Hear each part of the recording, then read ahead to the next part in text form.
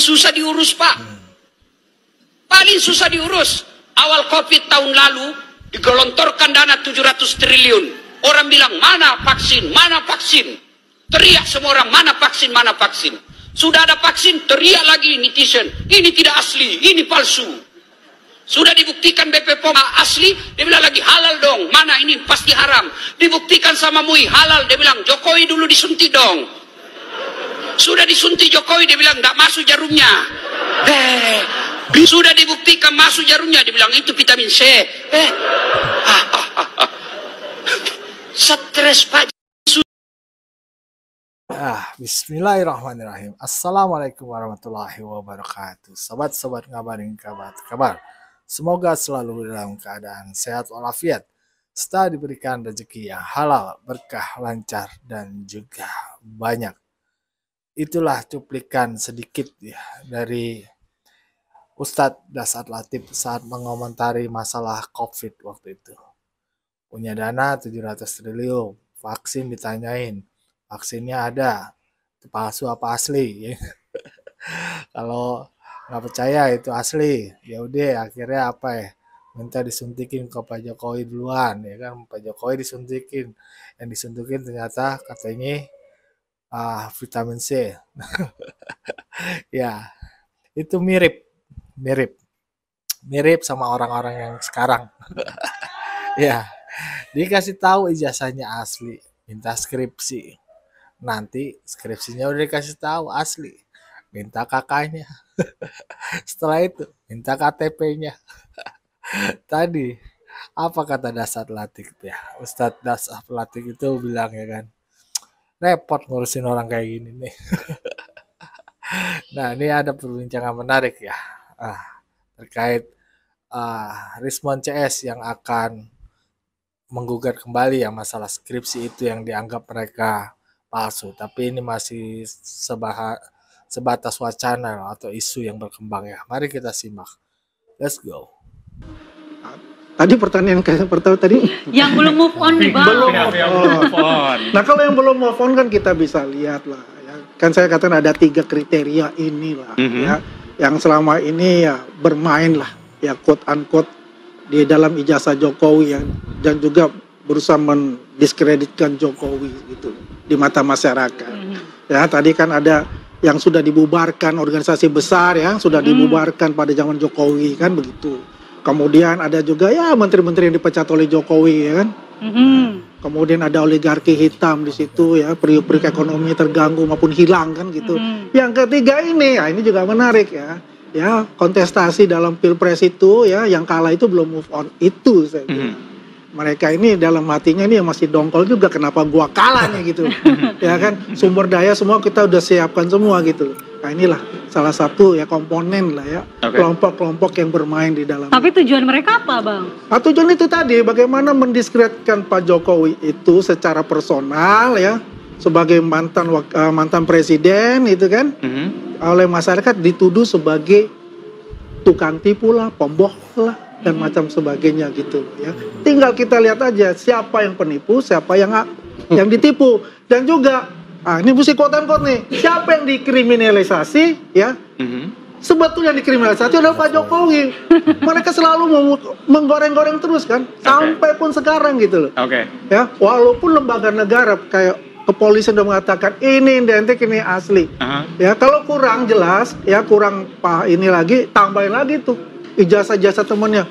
Bisa 10, 20 ya, biar lebih yakin untuk itu. Baik. Kita minta tanggapan Mas Nyarwi. Mas Nyarwi, Anda melihat kasus ini seperti apa? Apakah betul ini akibat distrust dari masyarakat atau publik? Gini, Malah Reza, saya juga menyimak terus ini drama Korea ini mirip ya. Tapi begini, saya sebenarnya tidak heran ya peristiwa ini akan bergulir terus gitu, nggak berhenti. Kenapa? Karena Pak Jokowi ini kan masih jadi perhatian banyak orang. Ya. Nah, peristiwa yang kayak gini itu terjadi karena kalau kita lihat ya, Pak Jokowi itu politisi negarawan yang berhasil melakukan, kalau di komunikasi politik namanya personalisasi politik. Iya, betul. Jadi banyak hal gitu, kemudian lebih yang diingat Pak Jokowinya dibandingkan yang lain-lain. Misalnya kebijakannya atau apapun lebih dominan di Pak Jokowi. Nah, personalisasi politik yang kuat ini Pak Jokowi ini kan brand yang kuat ya di politik ya.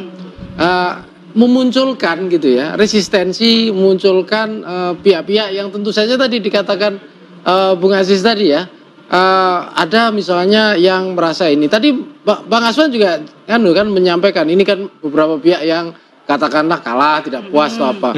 Nah yang seperti ini yang kemudian saya lihat menjadi konteks besar ya, di mana brandnya Pak Jokowi sebagai tokoh publik, sebagai politisi itu akan menjadi sasaran terus. Nah kebetulan gitu ya, ada celah-celah yang kita lihat itu bisa menjadi pintu masuk ya. Kemarin apa ijazah, sekarang apa skripsi. Nah, tadi Pak Jokowi bilang apa lagi? Akte kelahiran. Akte kelahiran. Kan gitu kan. Nah hal-hal yang seperti ini gitu yang seringkali memungkinkan celah-celah itu digunakan untuk menyerang gitu ya, mendowngrade atau mendegradasi atau mengkritisi. Karena biasanya yang kalau brand itu yang dikritisi apa? Kredibilitas, ya kan, otentisitas, termasuk kepercayaan, ya kepuasan itu kan nyambung di sana. Ya tentu ada juga namanya apa ya, tokoh publik itu ada yang penggemarnya juga, ada yang pasti ada yang tukang mengkritisi atau tidak suka, pasti juga ada gitu loh. Nah ini menjadi hal yang saya kira dinamika ini dibalik konteks kritik-kritik, salah satunya tuntutan termasuk skripsi ini kan gitu. Nah saya kira dinamika ini ya dugaan saya gitu. Terus-menerus mewarnai perdebatan.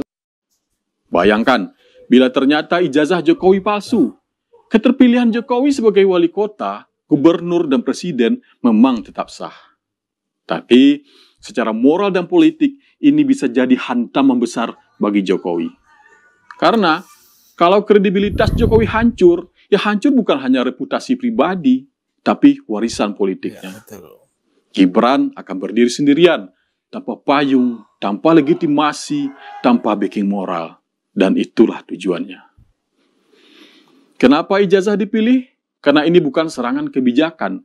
Ini serangan karakter. Lebih gampang dimainkan di media sosial. Dan meskipun polisi dan pengadilan sudah bilang ijazah itu asli, selalu ada celah untuk keraguan. Itu mah rekayasa. Dan tuduhan-tuduhan lainnya. Ini bukan adu data. Ini adu prasangka. Karena ketika Anda menyerang identitas seseorang, yang Anda robohkan bukan hanya cerita, tapi pijakan moralnya. Serangan terhadap simbol politik seperti ini ternyata bukan cuma terjadi di Indonesia. Dunia juga pernah menyaksikannya. Barack Obama, presiden kulit hitam pertama Amerika Serikat, diserang bertahun-tahun lewat isu birther. Katanya lahir di Kenya, bukan warga negara Amerika Serikat. Tahu siapa yang mulai? Donald Trump. Tujuannya sama, merusak legitimasi. Bukan cari kebenaran, tapi mainkan identitas. Mirip banget sama Jokowi, diserang agamanya, asal-usulnya, dan sekarang ijazahnya. Tapi hasilnya, Obama 2 periode, Jokowi 2 periode. Publik lebih pintar dari yang mereka kira. Fenomena ini disebut backfire effect. Semakin kamu serang seseorang secara nggak adil, semakin besar simpati publik kepadanya. Dan itulah yang terjadi hari ini.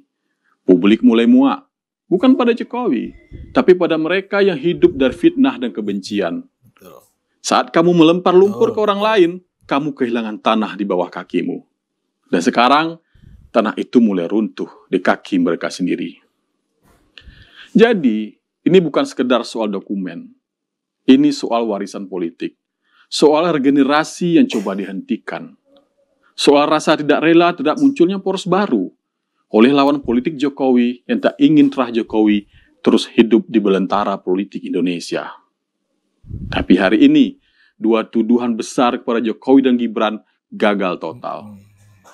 Dan mereka yang ingin menangguk di air keruh mungkin sedang berpikir keras. Drama apa lagi yang bisa kita jual minggu depan? Hari ini ijazah Jokowi, besok mungkin ijazah Gibran. Tapi kita bisa memilih, mau terus tenggelam dalam drama atau mulai pakai logika. Mau jadi bangsa yang terjebak dalam kebisingan teori konspirasi atau jadi bangsa yang percaya bahwa adu gagasan lebih mulia daripada adu fitnah. Karena masa depan bangsa ini tidak ditentukan oleh siapa yang paling jago bikin drama, tapi oleh siapa yang paling serius membangun gagasan. Kebohongan bisa berlari cepat, tapi kebenaran akan selalu sampai pada akhirnya. Ya, sobat-sobat, begitulah tadi ya. Beberapa tayangan video yang bisa memberikan pandangan kita lebih sehat lah menurut gua ya. Tadi yang pertama pada saat bilang, susah orang-orang kayak gini nih, ribet. Dikasih tahu yang benar malah ada aja lagi jawabannya terus-terus dikorek-korek. Agak kelar-kelar sama mereka mah. Ya, bagaimana menurut sobat-sobat? Berikan pendapatnya di kolom komentar. Wassalamualaikum warahmatullahi wabarakatuh.